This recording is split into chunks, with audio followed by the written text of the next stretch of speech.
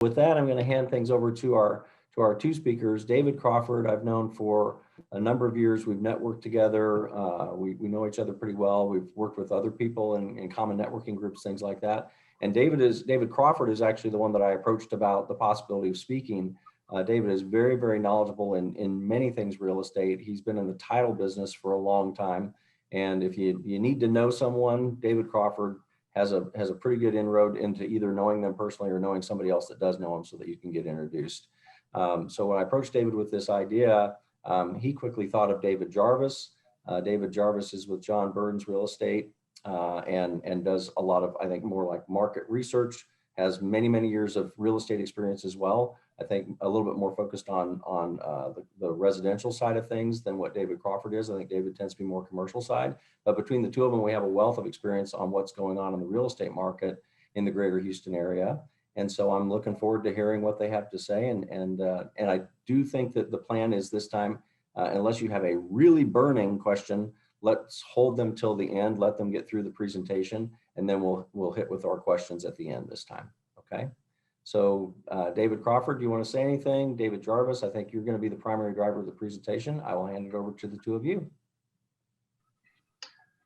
Well, thank you, Brian. I did want to say that really what brought me to the idea to bring David Jarvis in on this was when you asked.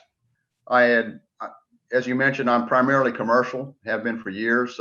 Been in the real estate business for about 30 years in the Houston area, native Houstonian. I know it very well here, also in other areas of Texas.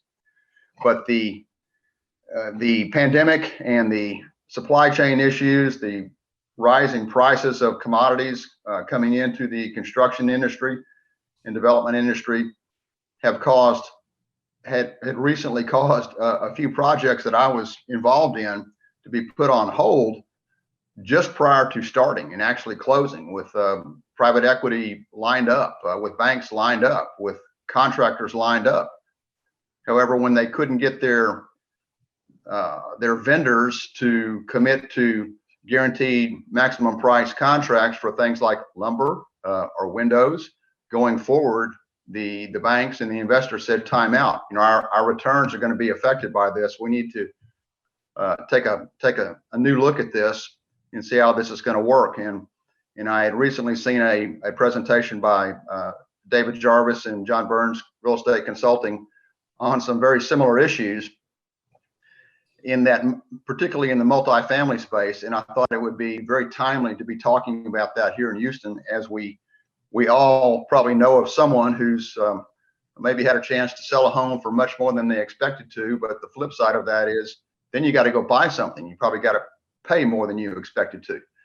So I say all that to say, David Jarvis, why don't you take over from here and give your introduction as well, and then I'll start with some questions to lead you into the conversation here. You bet. Thanks, Dave. So just a quick background on myself. First half of my career, I was a home builder and a land developer. Second half, I'm a consultant.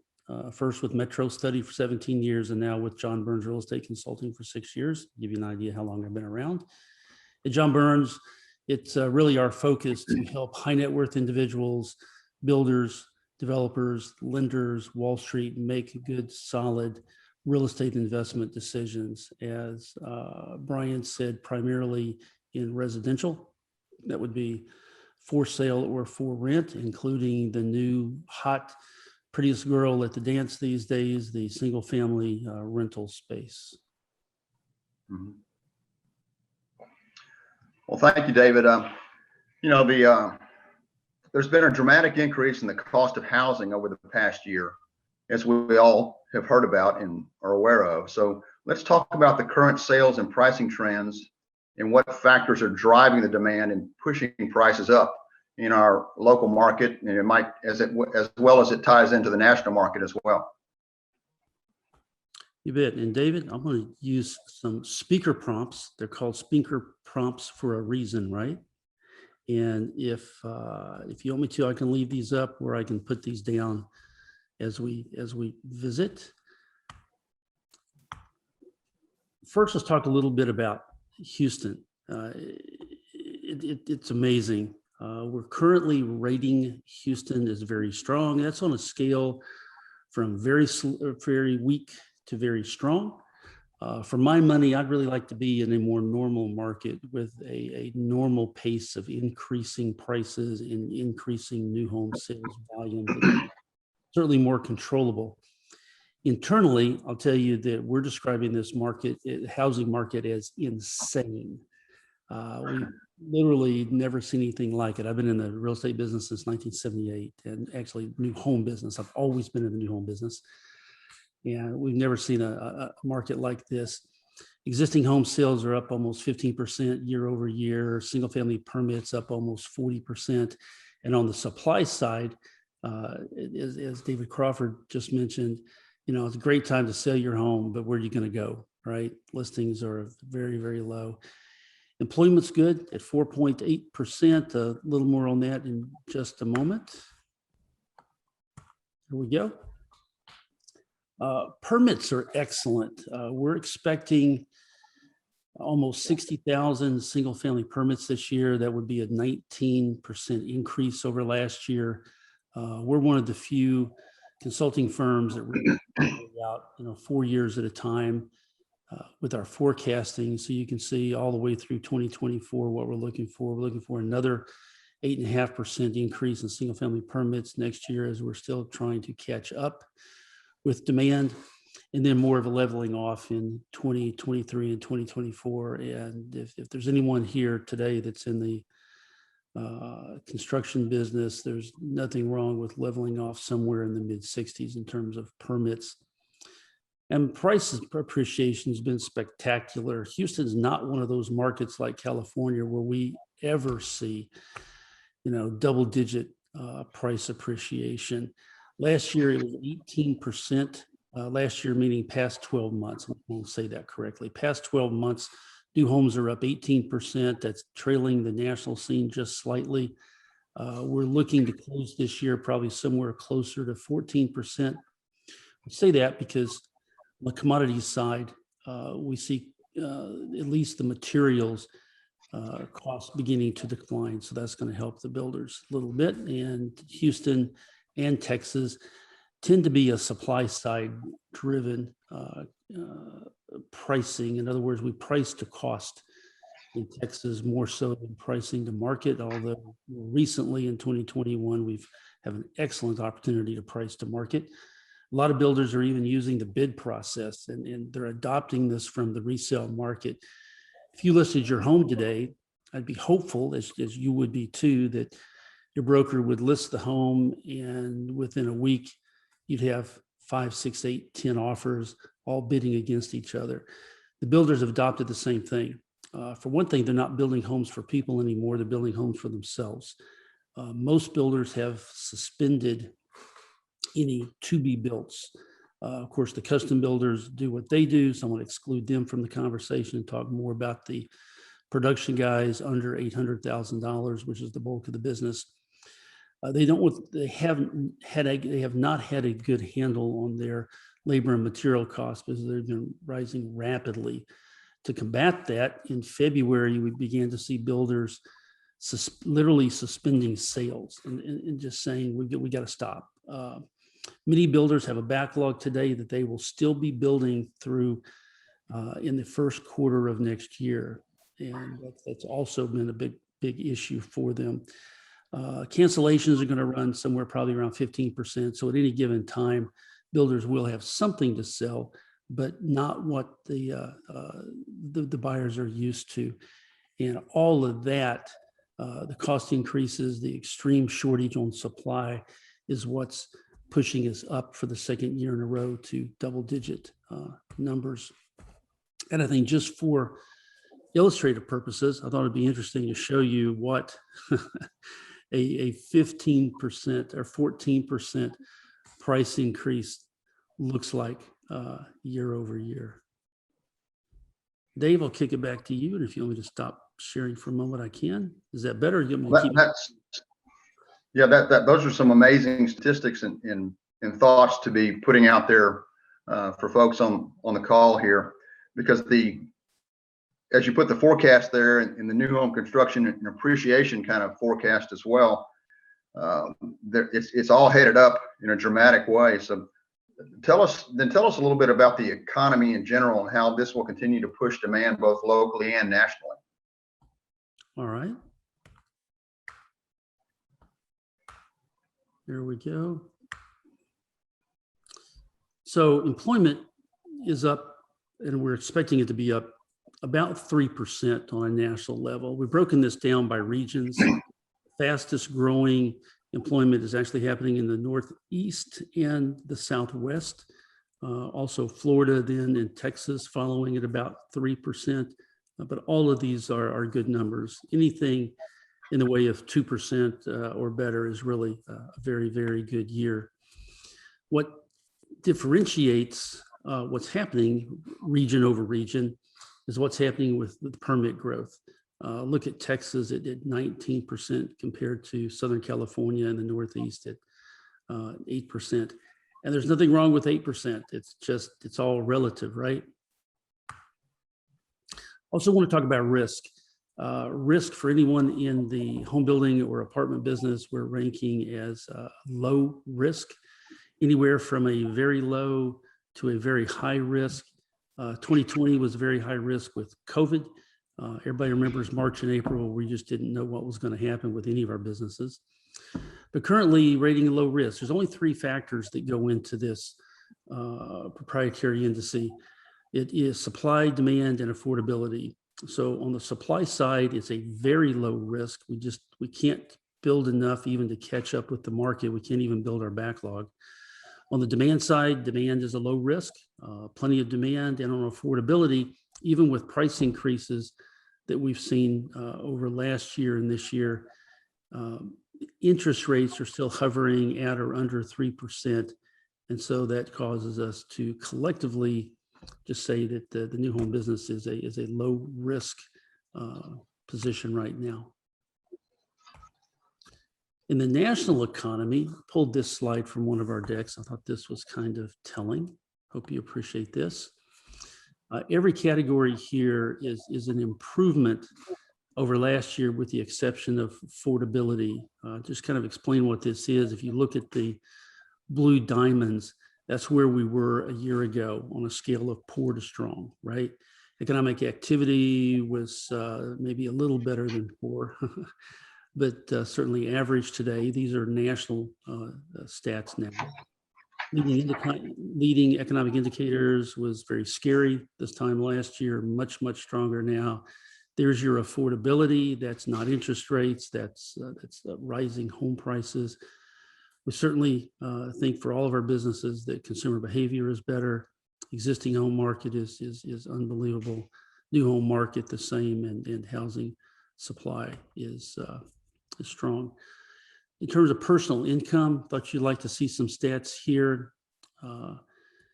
Nominal personal income up 11.5%, but all of these, we got to stop and remember for a minute that we're measuring against COVID.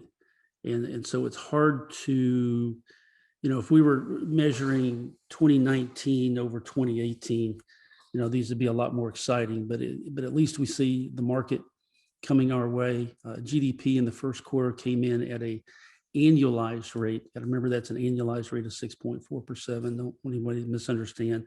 Economy did not grow at 6.4% during the first quarter. It would have been 1/4 of that.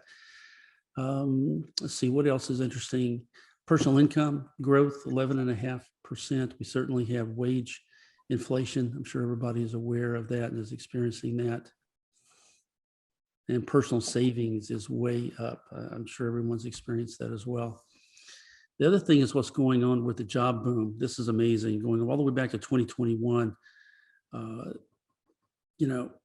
Not long ago, we had 7 million job openings in America, and we thought that was amazing. We now have 9 million job openings. And now, because of who you are, you're the experts. I want someone on the call here today to tell me when people are going to go back to work. Does anybody have any thoughts on that subject? I drive by fast food restaurants and see signs that say $250 signing bonus. I've heard some of the fast food places are giving people $50 awards just to come in and interview. So I should drop by, get my Chick-fil-A and pick up my $50. Yeah, well, maybe stop by Chick-fil-A, get your $50, then go over to McDonald's and spend your $50, and then go to Burger King and get another $50, and then go back to Chick-fil-A and spend the $50. Wow, that's amazing. Yeah. What's it going to take to get people back to work? Are they coming back to work? It really is. It's spotty, David, as I suspect you know. There's certain industries, certain professions that have, they hardly missed a beat. Some of our clients grew phenomenally through the pandemic, and others really took it on the chin, and some are, dealing with restructurings and or bankruptcies. It's really all over the board. But as a whole, if you look at the entirety of the economy, we're still, our unemployment's too high, right? If you look here in Memphis, FedEx, of course, is one of the larger employers. They are right now paying for 8 hours of work. Your first 8 hours are paying you 48 hours just to come in. That's a 4-week bonus. Did I understand the math? Did I do the math right in my head? It'd be a one week. You get 6 days pay for 40 hours, 1 week's pay. Yeah. And they need, I believe, I can't remember if it's 5,000 or 9,000 employees that they cannot fill. That's amazing. It's amazing any of us are getting packages at all. They're desperate. Well, they're also, as most people are aware and seeing out there, the logistics distribution facilities are going up all over major markets, and they continue to be 400,000 square foot industrial buildings built for FedEx, for Amazon, and for others all around the Houston area, and they're going out to some pretty far-reaching areas outside of the development, but the development's coming to it quickly. Interesting. All right. Well, thank you. I appreciate that, guys. Here's another thing. What about interest rates, David? You mentioned interest rates a few minutes ago. How is that going to affect where all this is going? Is that going to have put a throttle on this at all? I'm gonna go to that right now, and we'll talk about that, Dave. Thanks for the question. Blow that back up. Everything's just in my way this morning. Here we go. Should be easier to see. So we publish a forecast literally every 30 days of everything you're looking at. And we do it every 30 days because we want to be the first ones out to our clients if we see something different in the data, if we see the market performing any data. What we do about interest rates is we talk to Wall Street, we talk to the bond market every 30 days. And this is the most recent information. They're telling us to expect roughly a 4% 30-year mortgage rate or long bond by 2024. I so hope that they are right. I've been in the business long enough to know that nobody can outguess interest rates.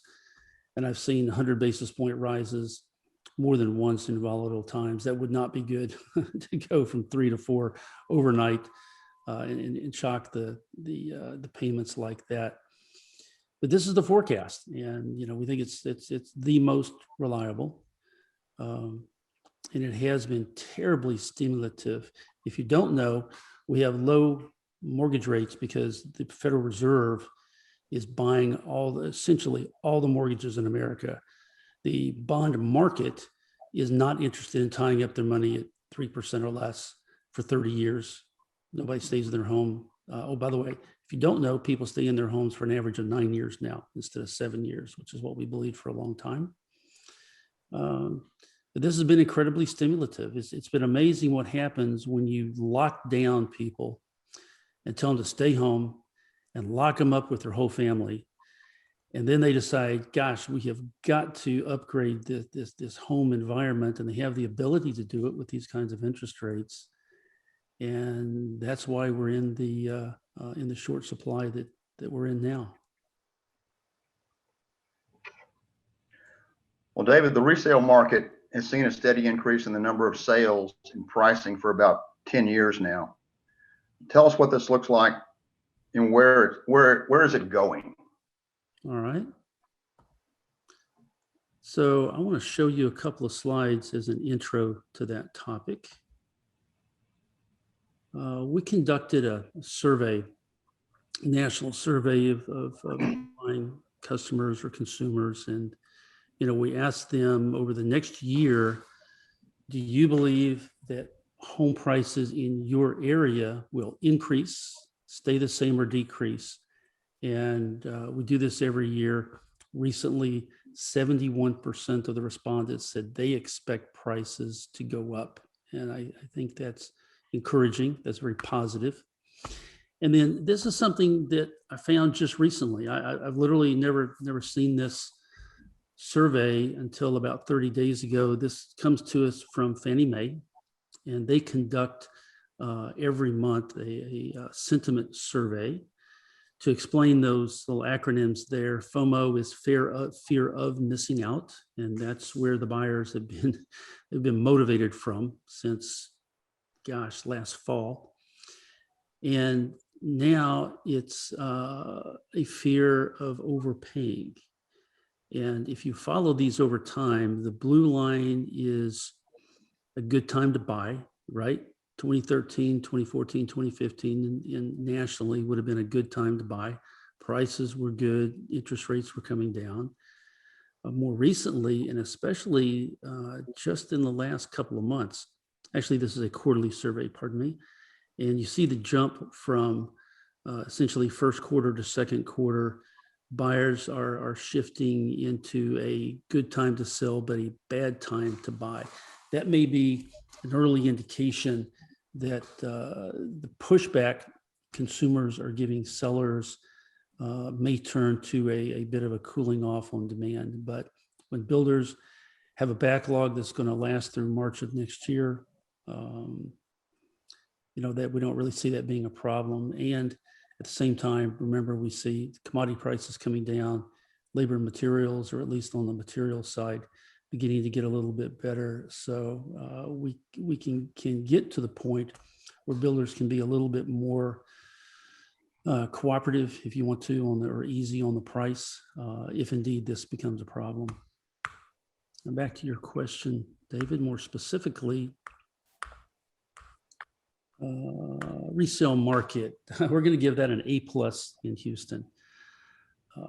Almost 110,000 closings in the past 12 months, all-time high.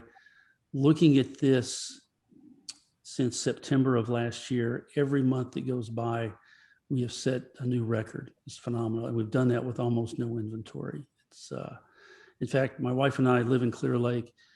We both, just out of general interest, just as a consumer, watch very carefully the housing market in Clear Lake. And homes don't come up for sale. They come up sold. Saw one in Bay Oaks yesterday that did that. Beautiful home, but it's not making it to the market. So somehow they're getting listed and hopefully exposed to the market so that the buyers have a chance to bid the price up. I wonder about that when we check it probably 4 times a week, and what we see are homes that show up sold instead of listed, but we won't go there for now. You see the forecast there in the green bars, what we're expecting in terms of closings. So we're still expecting it to be a seller's market, at least for the next 2 years. Let's see, home prices are headed up. We've talked a lot about that. We expect that to continue through 2021 and 2022 before moderating a little bit. And here's the supply side. We talked about the demand side. I put on here 2018, 19, and 20, so we can see the volume of listings. Currently only running about 15,000, about half what they were running in 2019, and less than half of what we need given the demand in the market. So that drives down the relative measure, which we call months of supply. If you follow that over to the left, at below 2 months, what that means is if we were to quit listing homes and just sell homes, we would be completely out of inventory in less than 60 days. And that is a stat that should be somewhere between 4 and 5 months to be in a state of equilibrium. Well, how does that compare to the new home market? They didn't seem to enjoy the same growth as resales over the last 10 years.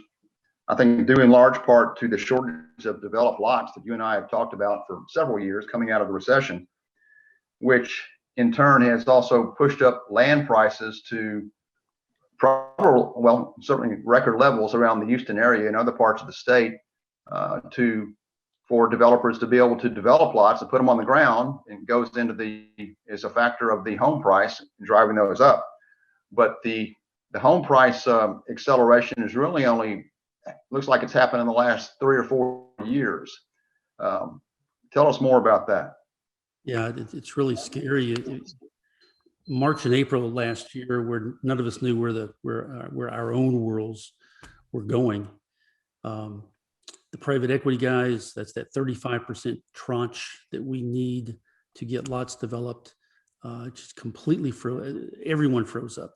Well, they stayed frozen until about September, October. Private equity in March and April and May and June, they were raising funds for what they believed would be blood in the streets, to use their words. Very colloquial people. They were expecting foreclosures, they were expecting falling prices, they were expecting to be opportunistic about where to put their money. We saw developers and builders holding back for a number of months on new sections of new lots. There was a real pause in the market from the financing side, and really from point of impact on the ground between the builders and developers. And we really didn't hit the gas again until very late in the year, September, October, November, December. So we went from an already undersupplied market to a grossly undersupplied market on lots. And certainly today, not nearly enough to go around. These are new home closings hitting 42,000. It's amazing. We think that we pushed that back up to better than 50,000 in a couple of years. That's not demand, that's all supply. It's going to take us a couple of years to catch up, maybe more than a couple of years to catch up. Here's another way to look at it. We track every month the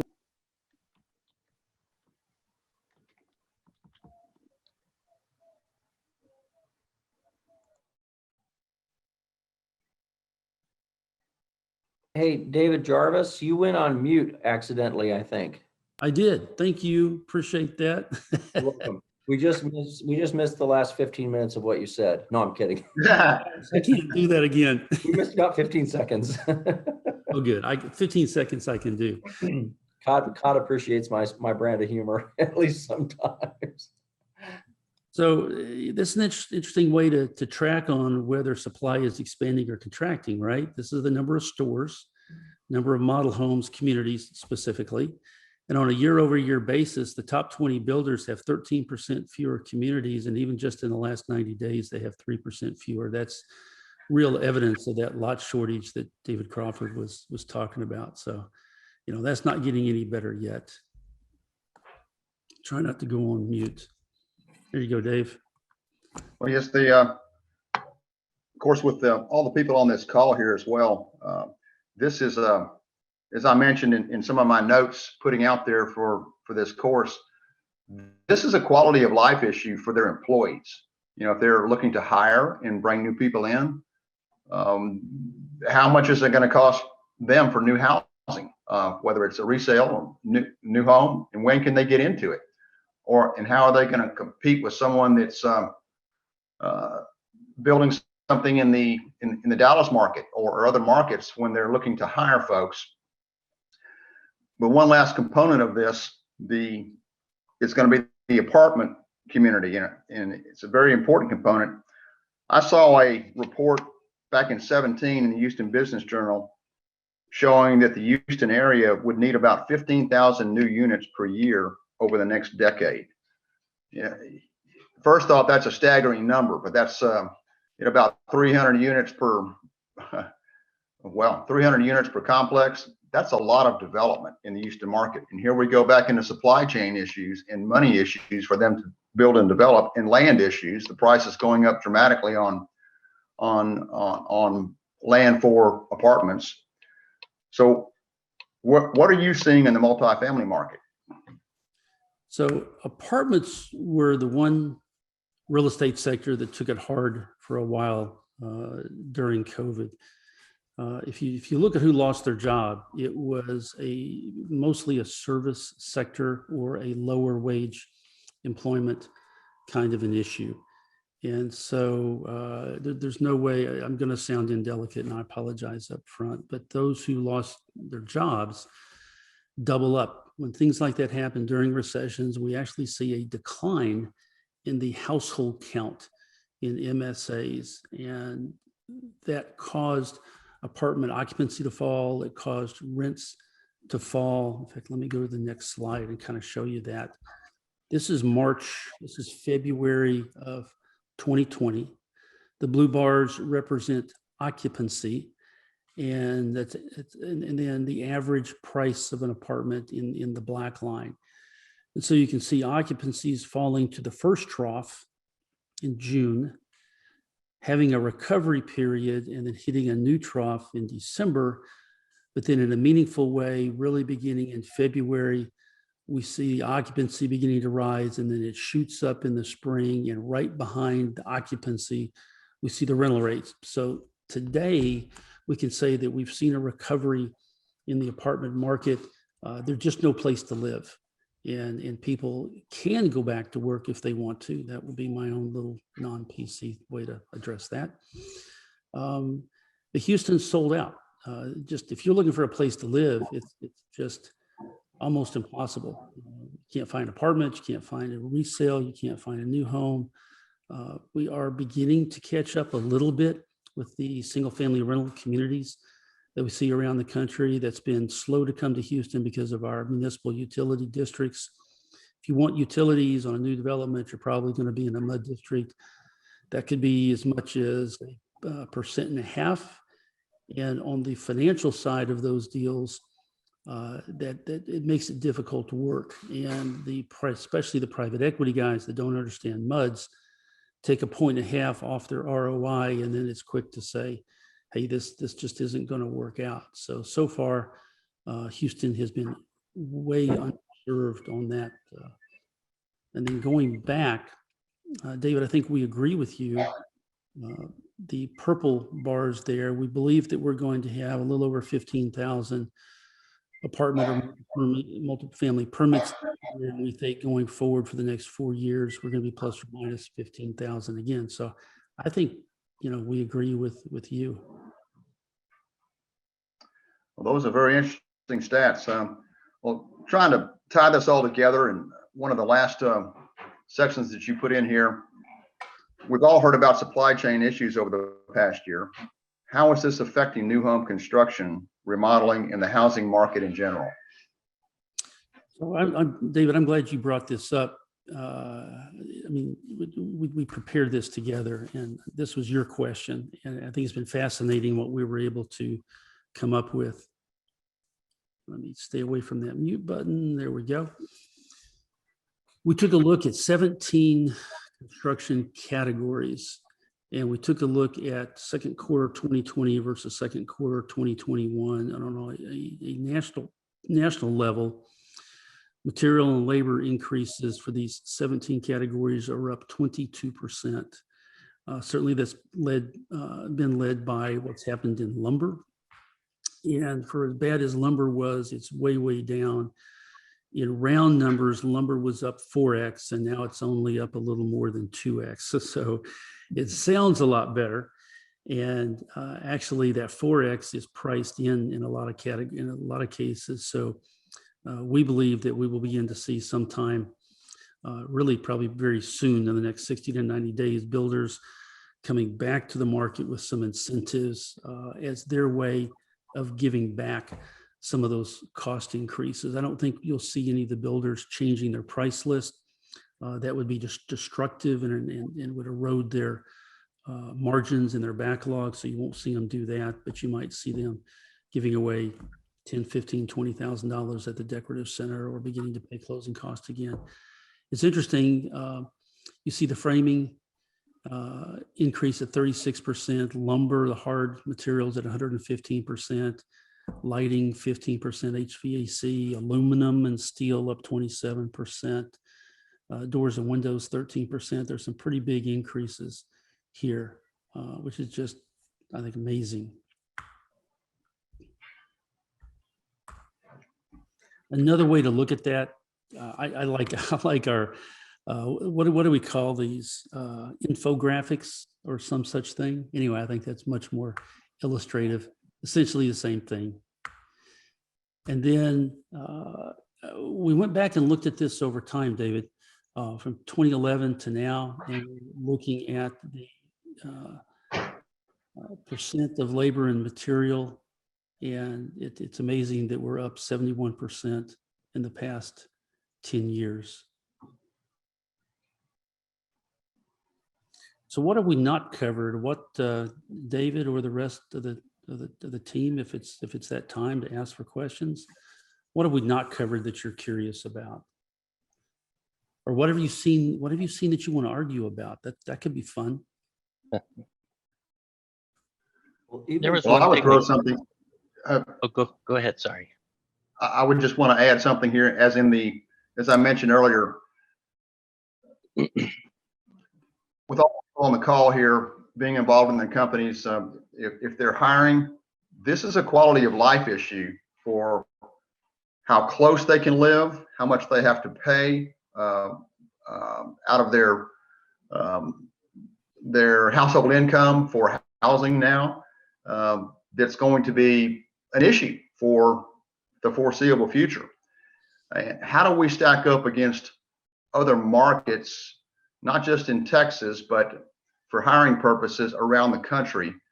And one more thing, it's somewhat of a commercial, if you will, for John Burns Consulting. For the rest of you all out there, I've known David for a long time, and he's been very involved, and their group is very involved with the Greater Houston Partnership, and they have a wealth of information that can be helpful beyond just these housing statistics we're talking about here today. So just keep that in mind if you want to follow up with David. Certainly. Yeah, Houston's always been that really affordable market, right? We don't have zoning. However, we do have rules. And with flooding, it comes even more rules. I think that our biggest issue in Houston is that we're 75 years behind the curve in dealing with stormwater drainage. And if I were a company looking to move somewhere, I would be attracted to Houston, as David said, for the quality of life in terms of housing values, but I would be concerned about flooding issues. And not to get on a soapbox, but I don't think we've done a whole lot as a city to begin to repair that. And we can't fund that ourselves. We can't fund it at a local level. We can't fund it even at a state level. Unless we have the federal government come to our aid, we're not going to be able to fix the stormwater drainage issues that we're facing today. I think that's our biggest black eye right now. Well, talking about flooding, and with the people on this call being members of the Woodlands chapter and looking at the Woodlands market, the North Houston market, something you and I discussed recently, David, of coming out of the pandemic, COVID, and work at home opportunities, and companies seeing that some of their folks can continue to work at least part-time from home, and setting up environments where there's more of a collaborative efforts and needing less office space to come into. But is this going to push opportunities for residential development farther out, since there's going to be a reduction of the need to commute, at least on a daily basis, back into the office? So those developments may push up north of Willis, somewhere between here and Navasota, but areas north of the Woodlands that could be, they're also a little bit higher elevation, so they're not as prone to flooding. So Well, do you have any thoughts or comments on that? And I don't think the Woodlands is prone to flooding either. New home communities are not the problem. It's a cumulative problem that literally started 75 years ago. And so I'm not talking about the Woodlands. And interesting, David, that you bring up Willis. Willis is beautiful. The terrain up there, the Woodlands development, Howard Hughes, I keep wanting to call it Woodlands Development Company because that's what it was for so long, but Howard Hughes has a new community and it's beautiful. The Caldwell Company people have a new master plan community also. When you get to Willis, as David said, the terrain changes. And I would love to work from home, literally from the Willis area, just because of what it looks like. If you go north and west of town, you get into some areas, Blue Jack, for instance. I'm not a member of Blue Jack. I don't play golf, but we have worked on that 2-3 times for those developers.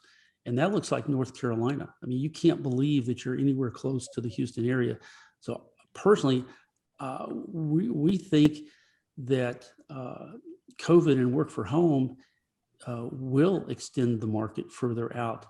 There's the drive to qualify, and then there's the executive that doesn't have to and maybe already wasn't coming in the office every day. And I think they'll get out of town and go find some beautiful places to live. Interesting. Yeah. I'm looking at Naples. And I will never be in the office 5 days a week again. I'm currently in the office 1 day a week to get my hands on the guys.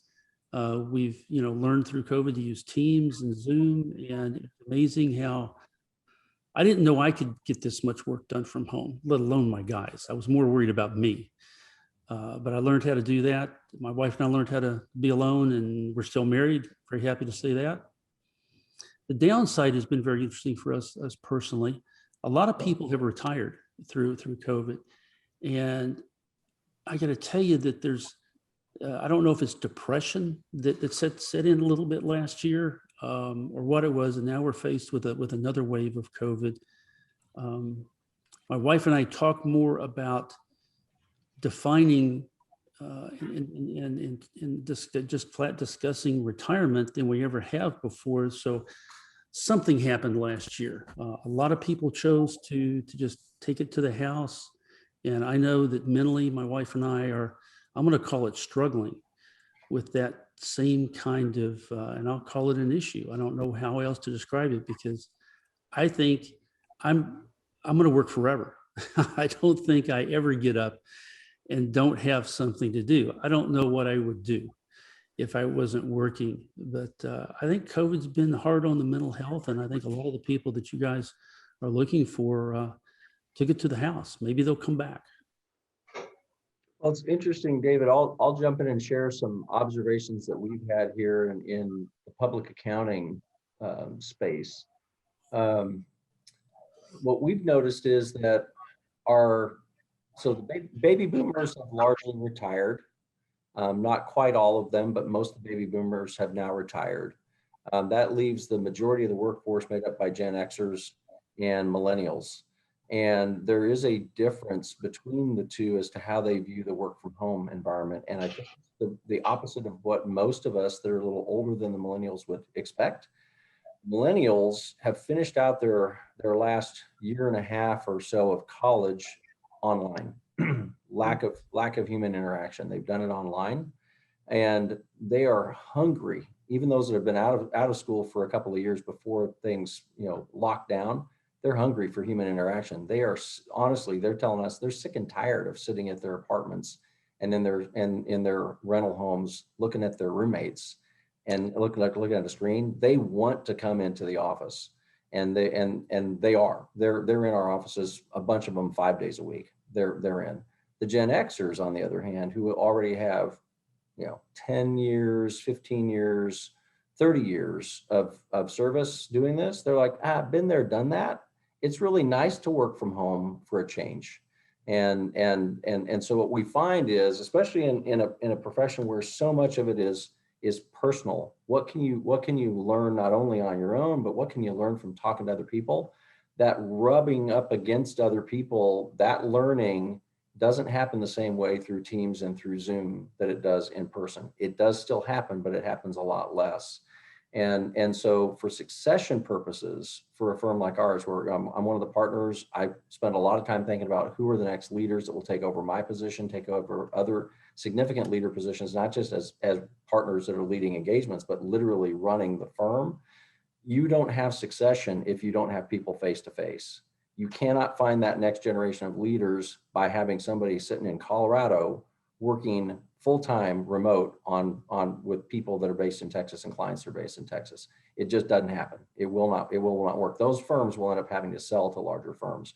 They won't have their own internal people to hand the torch to that can actually take it over and have relationships to run the internal environment as well as the external referral networks and client networks that we have. So it's a true dichotomy depending on where you're at in your lifespan and where you're at generationally as to does it work or does it not work to work from home. And I'll even just share personally that when I started out working from home, when we we didn't ever really close down for very long. We had about 2 weeks when we said, look, the office is closed. Accounting firms were all deemed essential in every marketplace in the US. So we really have been open throughout the entirety of it. And it hasn't felt that unusual, but we know it's been very unusual for a lot of other people. So anyway, when I started, it was very novel. It was unique and I was pretty productive.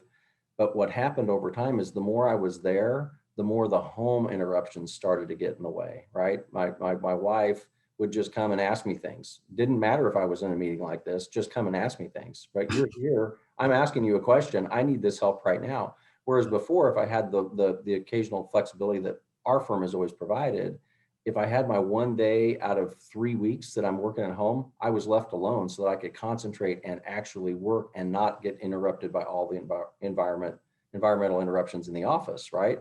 So now it's become actually more productive to come into the office and not have all the interruptions of we're remodeling our bathroom right now, which we are. And by the way, it's costing more than the first home we bought to get anyone remodel our bathroom. But the yard people are there. The cleaning crew comes and you get chased from room to room in the house.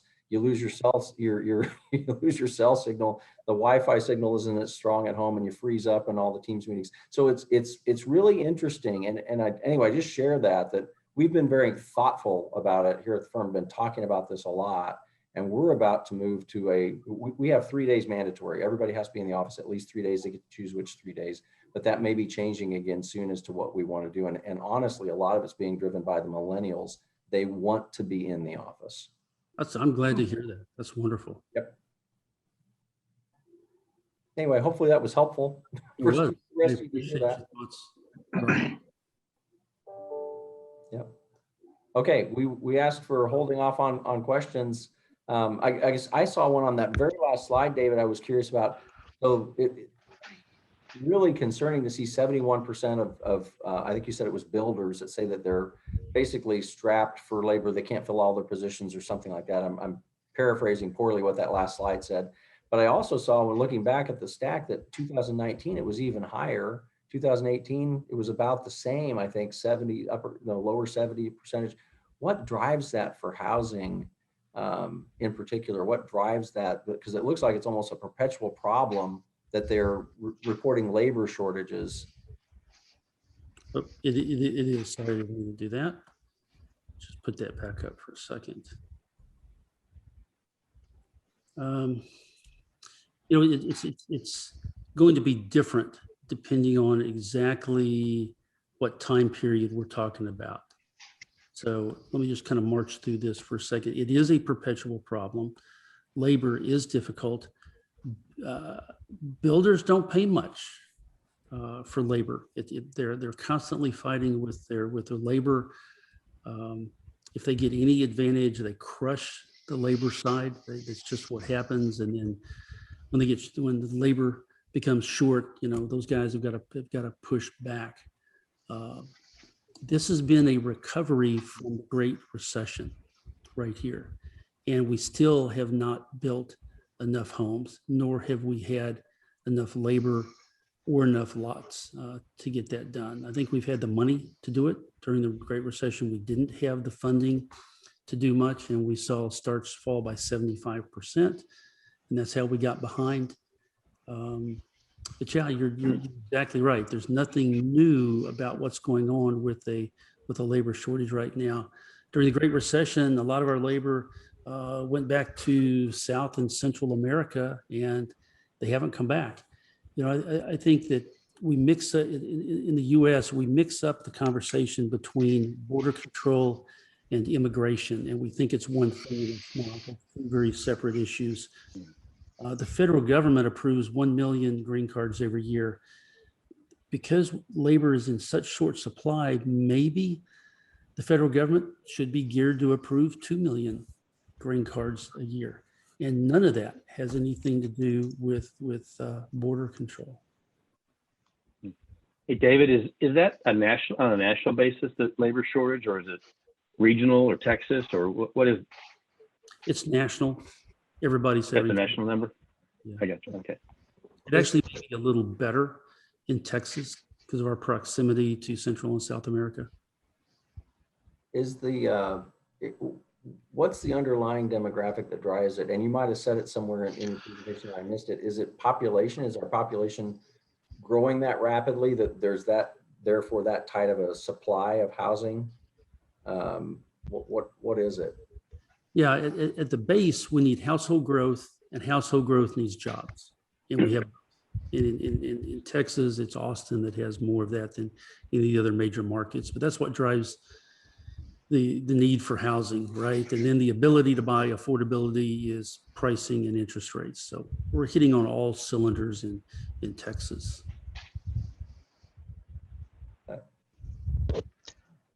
Anyone else have questions for David Crawford or David Jarvis? Looks Well, like Todd actually- had one posted. Arto, go ahead. Well, yeah, I was going to say, yeah, Cod put a question in the chat room, and the question for either David, which with so much home equity in existing homes, why are bank lending standards still so restrictive in the areas of HELOCs and home equity loans in general? So David, you and I may have different answers and different opinions. I'll go first. I like the old law in the books that says you have to leave 20% equity in your house. If I'm going to go out and refi, if I'm going to go out and borrow my equity, I've heard it referred to by mortgage lenders as the widows and orphans law. And so dad can't go out and borrow up all the equity in the ranch and lose it to a foreclosure. I love that. And it does suspend, equity, but we also didn't have nearly the foreclosure problem in Texas that markets like California and others had, whereas the prices skyrocketed prior to the Great Recession, people were constantly borrowing their equity out. And then when values fell, it was like, well, I'll just jettison this deal. It's worth less than I owe on it, and I've got all my equity out. Can't really do that in Texas, not to the degree you can in a lot of other markets. So I think we have better state laws on the mortgage financing side of things. David, do you have any other thoughts on that issue? No, that's a very good way to look at it, really, because what happened back in the recession is most of us will recall, there was kind of a saying of, if you could fog up a mirror, you could qualify for a home loan. I started off in this business in mortgage banking back in the early 90s. And it was amazing to me how many people, how it changed with people being very well qualified to and needing at least 10% of a down payment to buy a home, to 5%, to 3%, or to less. And I think that contributed to a lot of the foreclosure, not just foreclosure, but when you don't have the money to put a respectful down payment onto a home, you probably don't have the money to maintain it either. And it can cause housing values in not just your house, but in a neighborhood to decline. And that's it's a downward spiral I don't think we want to see. Or going back to the widows and orphans thought there on home equity and keeping it at least at 20% that you can borrow up to, or an 80% loan to value maximum you can borrow up to. I think it's a safeguard that's there for protection, and it makes a lot of sense. So that'd be my thoughts on it. Appreciate it. I think Mark, you had asked a question about whether or not we're getting able to get copies of the slides. There it is. Yeah. Yes, they will be for sale as soon as we complete this conversation. For the low price of? Nothing at all. We're happy to share.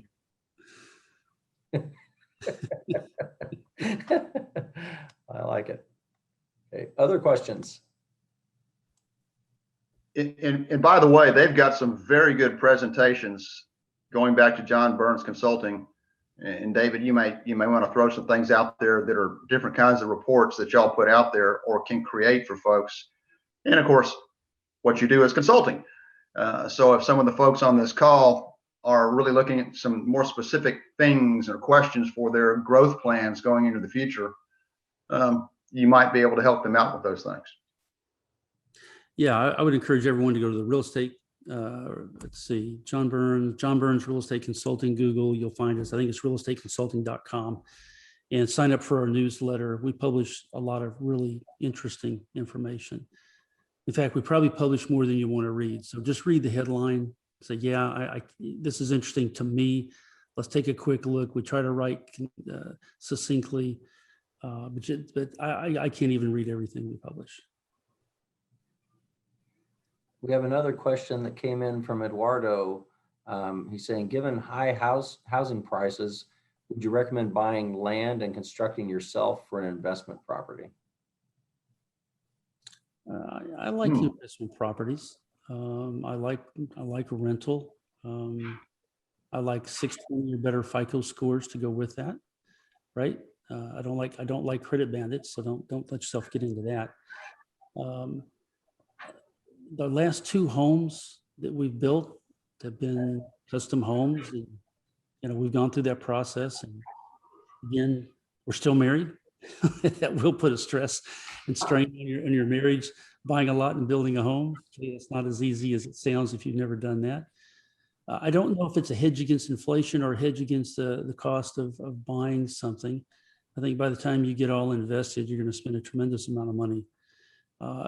Buy or build a home when it's the right time for you. You can always say, everyone can always say somebody else bought at a more fortuitous time. Brokers that say this is a good time to buy, I take exception to that. I believe it's a very personal decision, and when it's the right time for you is the time you should get out and do something. I like new homes. And so we like to build, and we like to stay in something new. Well, another comment on that. Years ago when I was in the mortgage business, and I did a lot of work in the Woodlands area. As a matter of fact, out through Spring, Magnolia, for custom homes, build one-time closings where everything was wrapped into a loan, and there was an occasional engineer or somebody from Exxon or from some other company that said, I can build my own home. I don't need to hire a builder. I'm going to save all this money. And one of my first questions to them was, so how much free time do you have now in your life that you're going to manage this project? And some of them moved on and kept on to their plan. Others moved on and hired a builder, which was really the right choice to do, unless you truly have a lot of free time on your hands. Because what you're going to run into is you're going to be hiring subcontractors, and this goes more directly to your question a minute ago on buying a lot and building investment homes or an investment home. You're going to run into issues with trades that are, as we have seen in some of this conversation here, that are already stretched out on working with all the other builders, whether it's commercial or residential, and they're looking at you and you're a one-time opportunity for them. I think you're going to see pricing that you're not going to be planning on, and as you get into it, you're going to see change orders and issues with subcontractors that they've got to their better clients are pulling them over here, their bigger clients, and you're going to be, especially with the deep freeze we had back in February, the trades for remodeling and reconstruction of homes are extremely stressed in the Houston market right now. As far as timelines going out, I've got a good friend who's still fighting with their insurance company, and I hope to have something settled by August, but they're still looking at 2 to 3 months before the contractors can start, because that's how far the lead time is. So just keep that in mind. I'm not saying don't do it, but you might want to at least hire a consultant, to a builder type consultant, to help you get through the process and bring in some qualified trades to help you do that. Well said. Okay. Any other final comments or thoughts? Yes, I could speak to what David was saying. So we built our own house and we teamed up with a builder. And when you find the right builder, I think it can be very rewarding, and I enjoyed every minute of it.